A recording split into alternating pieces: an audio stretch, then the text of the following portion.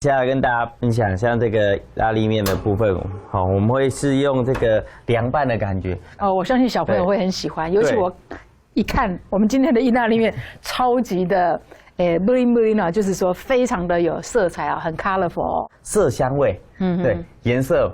对，搭配最重要。我们这里面一看起来，哇，很有食欲，很有食欲。对，当然就是再来就闻到这个香气，大家要吃。对，所以色香味我们都很重要。所以在选食材的时候，其实就让这道料理是可以很加分的。就是把水煮沸，然后把它放下去，一样是像我们烫一般的意大利面的过程都是一样的。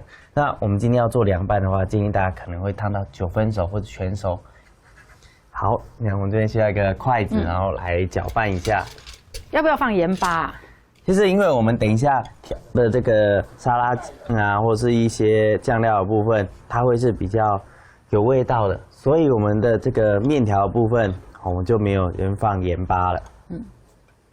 像我今天看到你桌上用的这个好像是鲔鱼罐头，是不是？意大利面我们要做这个凉拌的，所以在煮面的时候也没有特别多的这个盐，主要是因为我们用这个鲔鱼的罐头，那搭配一些沙拉酱啊，搭配我们的这个蟹肉的部分，还有这个坚果，我们就是选有不同口感层次的东西。那当然大家在家里可以随手可得拿自己冰箱里有什么食材都可以放下去，对。但是一个重点，我通常跟大家讲，就是要挑比较坚硬、有脆口的这些食材，例如可能说小黄瓜，或是这个苹果啊，好一些瓜果类，也可以，对，梨子啊，或是像一些可能山药啊等等的部分，这些比较脆口的食材搭配起来，它的口感会比较好。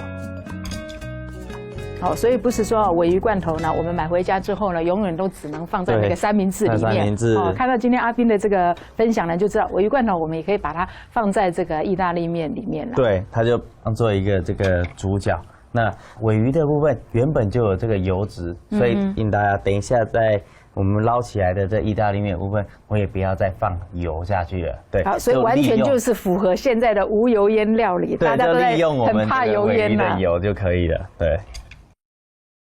像现在就把它可以捞起来，是。那因为它这个还有一些余温，所以余温等一下也会把它焖熟，所以我们通常大概煮到8分熟的时间就可以把它捞起来。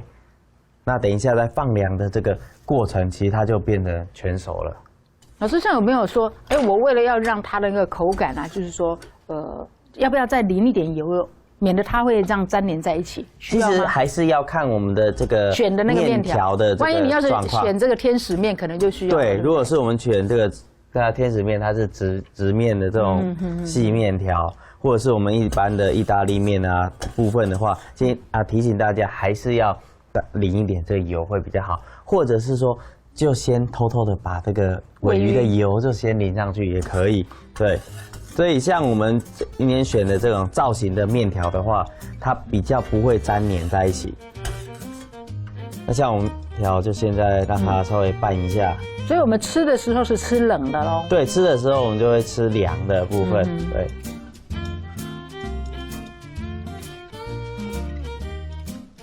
你看我已经迫不及待把摆盘拿出来了，因为好像已经快完成了嘛，对不对？对，其实这部分的话，我们那就把面条准备好。那准备好之后，我们就可以把我们的这个其他的这个材料，面条凉了之后，我们就把其他的这个材料就把它拌下去。像我们今天有这个蟹肉的部分，稍微利用筷子把它稍微捣碎一下。要打碎。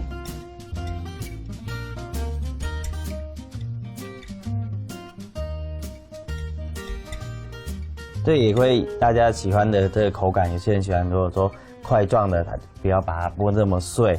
看着吃起来比较霸气一点啦。说哇是真正的这个蟹肉棒或者是说真正的这个蟹肉对，好，那在今天搭配的这个鲔鱼的部分，也要把它放下去。好，我们的这个沙拉酱。那我们还有取的这个鱼卵，好。那我们坚果的部分，坚果也一起放啊？对，坚果会先放在里面，先拌一些。那一部分的话，等一下当做这个盘饰。所以基本上都没有调味料了嘛，对不对？还是说会再放一点胡椒啊这些？一点点胡椒、黑胡椒粒啊。那当然，如果有说到这个，可能家里给小朋友当做点心的话，那就是调味料自己去做调整都可以。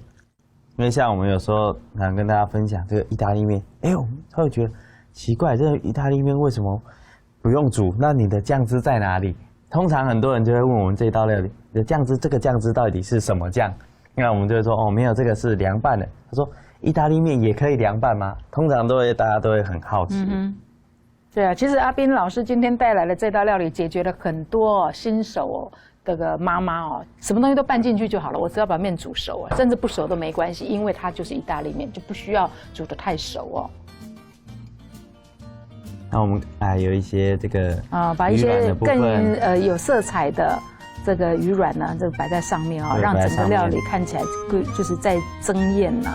他吃的时候就会吃到这种口感也会这样咔嚓咔嚓的口感，对。那搭配一些这个坚果，因为我们坚果的部分，如果有搭配到这个一些酱料的话，它会比较容易软化了。那我们再搭配一些比较酥脆的。好，那今天这样子呢，是老师带来的一个很简单的这个意大利的这个凉拌的做法